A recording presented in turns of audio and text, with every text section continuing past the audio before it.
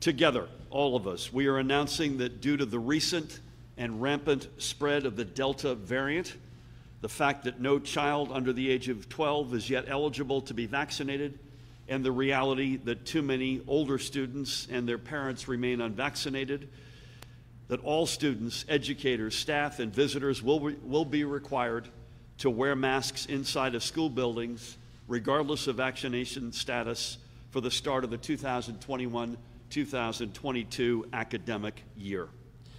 This is not an announcement that gives any of us, or me personally, any pleasure. But as the school year approaches, and with the numbers rapidly increasing, it is the one that we need to make right now. Speaking of numbers, just to give you a little bit of a flavor of just today's numbers, 1,249 more positive tests, with the heaviest of hearts, 7 more confirmed losses of life. There are 619 folks in our hospitals, 105 of whom are in the ICU, and 48 of them are on ventilators.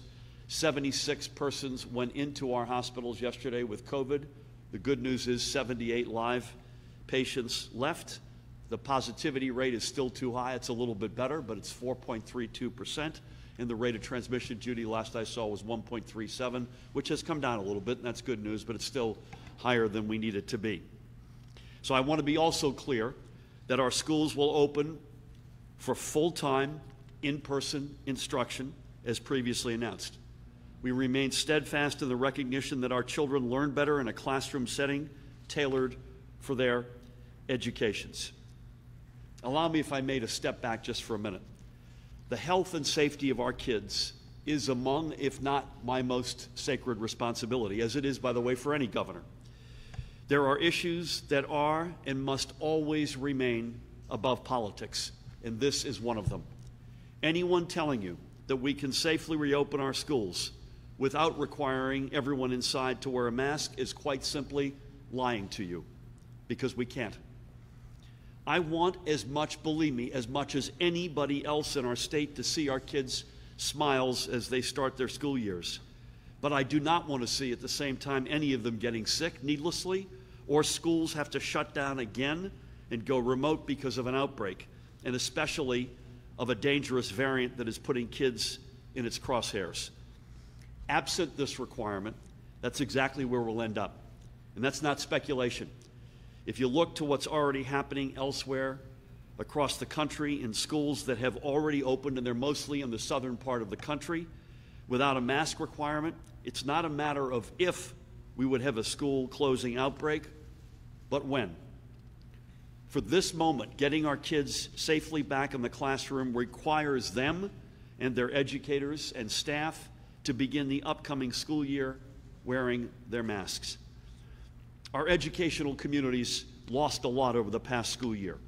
Remote learning imposed intense challenges on educators trying to reach students without any real way of knowing if they were.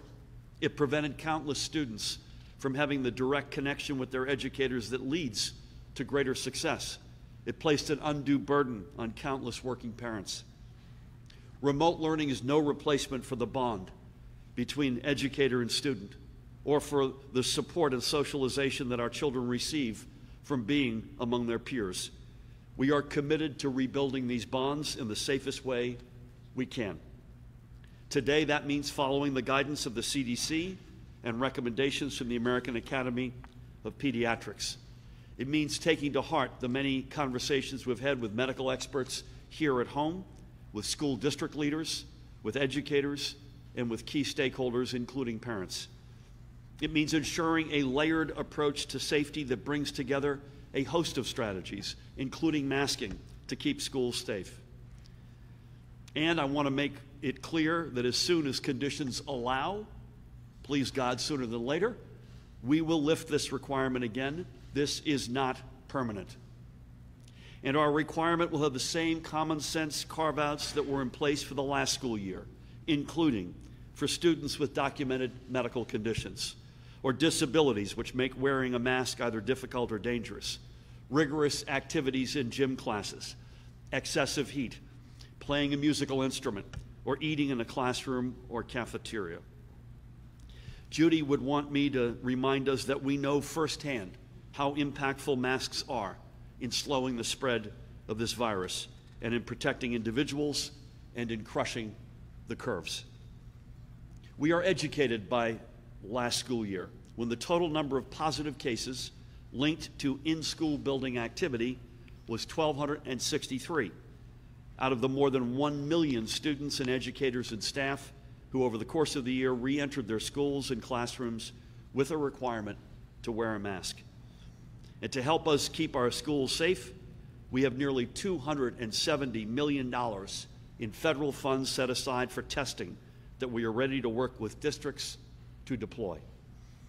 And yes, we will be able to get to the point where we can lift this requirement more quickly through continued vaccinations of older students and adults, and getting younger students vaccinated once the CDC and FDA make them eligible to receive the vaccines in our toolbox.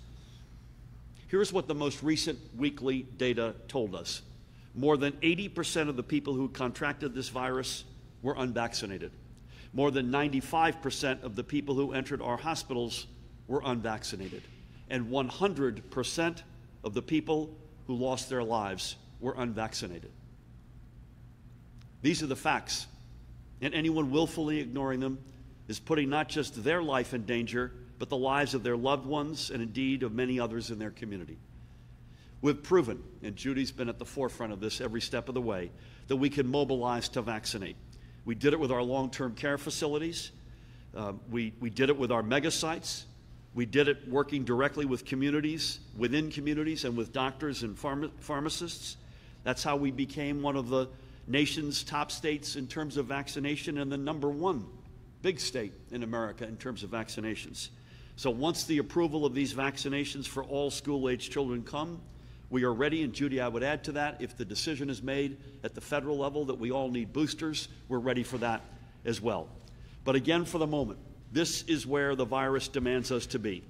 Vigilant against further spread, yet optimistic that this is just a bump in our journey. I'll close with this comment, if I may.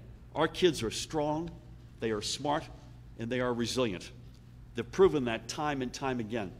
And I know they're going to lead the way and maybe even teach a valuable lesson to many of us grown-ups in showing how much they care for their friends, their educators, their families, and their communities. That said, please help